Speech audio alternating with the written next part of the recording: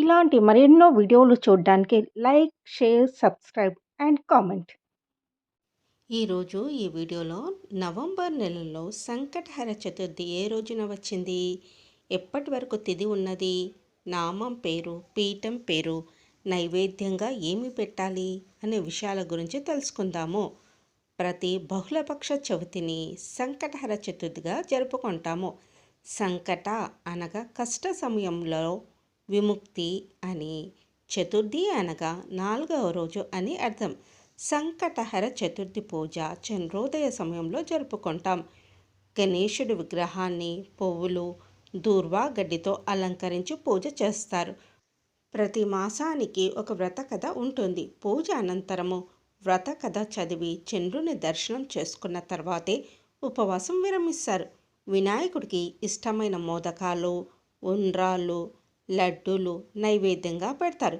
ఈరోజు గణేష అష్టోత్తరము, సంకట నాశన స్తోత్రము పఠించాలి లేదా వినాలి.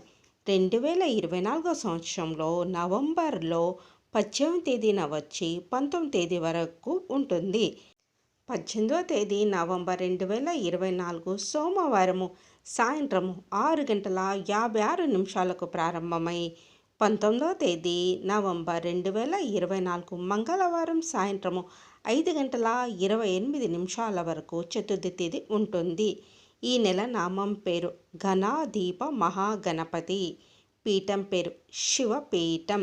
18వ తేదీ కార్తీక సోమవారము చంద్రోదయ సమయంలో ఉన్నందున ఈరోజు సంకటహర చతుర్థి వ్రతాన్ని చేసుకోవాలి. ఈరోజు ప్రదోషకాలంలో ఆరుద్ర, మృగశిర నక్షత్రాలతో త్రయోదశి ఉన్నది. ఈరోజు కార్తీక సోమవారము ప్రదోష సమయంలో శివుడిని, గణపతిని, సుబ్రహ్మణ్య స్వామిని పూజించాలి.